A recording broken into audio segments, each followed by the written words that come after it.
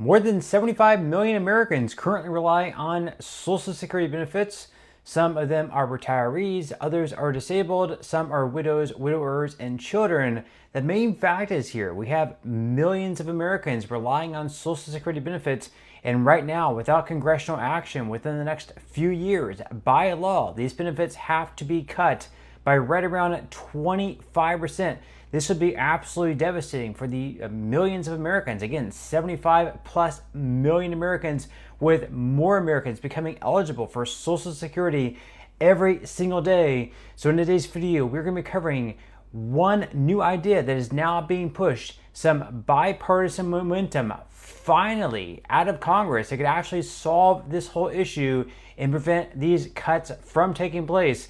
But before we go ahead and dive into it for today, if you would like to receive right around $300 in pretty much completely passive income, in a pinned comment below, I will be leaving a link where you can sign up for Capital One 360 checking. You see right now, Capital One is running a promotion where if you sign up for one of their 360 checking accounts and you make two separate deposits of at least $500 within the first 75 days from your account opening, in return, Capital One will be giving you a bonus of $300 just for doing so. Now, as far as those deposits go, they can either be like your Social Security benefit check, it could be a pension, it could be your paycheck from your job, anything like that counts.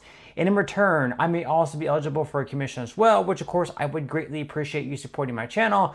But as always, terms and conditions do apply. Okay, so as I just mentioned a moment ago, without congressional action within the next few years, by law, Social Security benefits will have to be cut across the board for everyone by right around 25%. But thankfully, there's finally some bipartisan momentum in Congress, meaning that Democrats and Republicans are finally coming together, and both sides want to come up with some sort of bipartisan solution. Right now, they have something called the Promise Act. And basically what that would do is it would fast track the process to keep the trust fund solvent for a longer period of time. Now, rather than explaining this bill myself, we're going to go ahead and let Senator Bill Cassidy explain what's going on.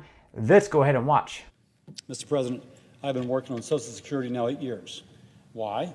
One, it is a guarantee, an intergenerational guarantee made to Americans when they get to a certain age to retire. It's an earned benefit which says that after a lifetime of work and contribution, Americans can count on a measure of financial security.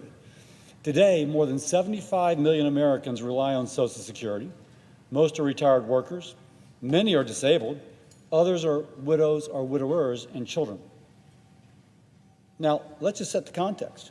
A program that 75 million Americans rely on, 10 million baby boomers a day become eligible for, and in 6 years, if Congress does nothing, by law, their benefits will be cut almost 29%.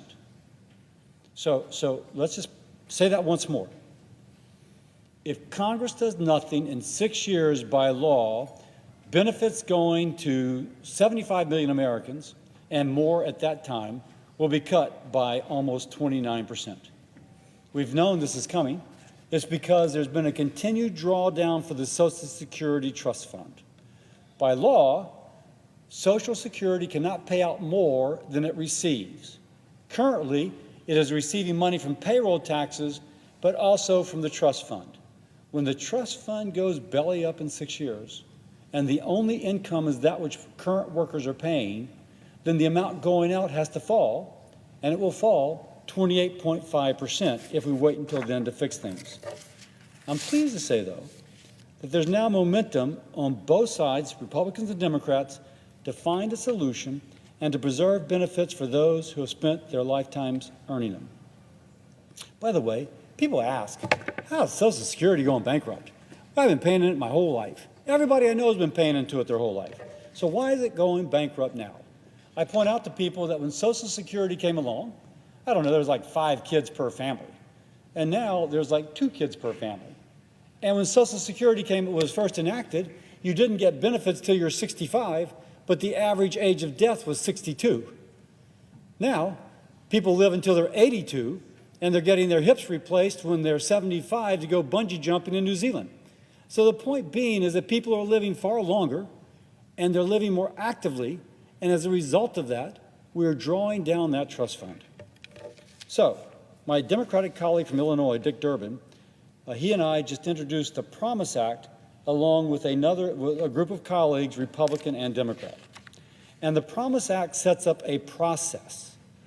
It doesn't dictate a policy. It sets up a process that puts Congress on the clock to save Social Security. What the Promise Act does, it says that Congress shall come up with multiple options to present to the Senate Finance Committee or to the Ways and Means Committee on the House in order for them to consider it, have it scored, and be delivered to Congress in order to deliberate. And then it says that the relevant committee, say Senate Finance, has 7 working days to consider it, and then it comes to the floor, and then we have a vote on it. That begs the question, why do it now? Why not wait till next Congress? Because every year we wait, it gets harder and harder to fix Social Security. The amount of cuts required or the amount of taxes to be raised are more dramatic, more drastic, and more likely to harm an individual's personal finances. We're not dictating a policy. We're just setting up a process. Now, by the way, in full honesty, I have a policy I've been working on, but my policy will be just one of several policies that will be considered. My policy, we have something in it which we call the big idea. And our big idea, we look at trust fund, no, we look at pension funds that are doing well, that are not going bankrupt, that are growing in line with the needs of the people whom they cover. This would be the kind of pension fund that Exxon or Google or Deloitte and Touche has. It's called a pension investment fund, in which dollars are invested at an early stage, allowed to grow, and as those dollars grow over time, they meet the need of the retirees as the retirees become eligible for pulling those dollars down. We've actually done that in the federal government. Under George W. Bush, the Federal Railroad Retirement System was going insolvent. And so Congress voted to diversify the investments of this pension fund. I think every Democrat voted for it in the Senate. 3 Republicans voted no, and the concerns they had have been proven to be wrong. Because what's happened now in the Federal Railroad Retirement System, we still have more and more retirees relative to fewer workers, but that system is in the black because it invests in the strength of the U.S. economy, and the strength of the U.S. economy has been able to pay all future obligations. That's our big idea. What has the Congress already done successfully with the Federal Railroad Retirement System? What is being done with major corporations to meet their pension benefit? Kind of what do you do with your own 401k? So if we can set up this investment fund to supplement the payroll taxes that are the primary source of funding for Social Security, we can meet that future obligation. Now, by the way, let me go back to the Promise Act. I'm not dictating my proposal will be the answer.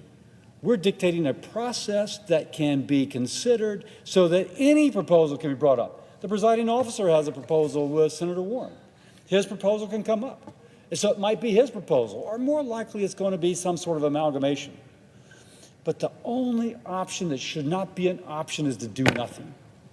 Congress is, I'm searching for the right word. Congress is being irresponsible, destructively irresponsible, if we don't address Social Security. It's driving our national debt. And if we cut benefits by 28%, that will double poverty among the elderly. The promised benefit will not be delivered. By the way, if all we do is borrow, it's going to tank our credit rating. So,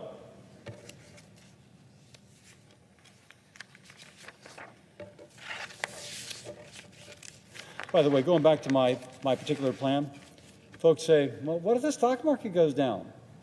Under our plan, all risk is borne by the investment fund. No risk is borne by the individual. That individual gets all the benefits she's been promised even if the market goes up and down. They ask me, is there putting the trust fund into the stock market? No way. We have a separate investment fund, separate from the Social Security Trust Fund, and that's where the investment goes. And one more thing. Folks want to say, well, wait a second. I don't trust Congress and I don't trust the president. You put a pot of money there, it's like honey to a bear. They're going to reach in and grab it.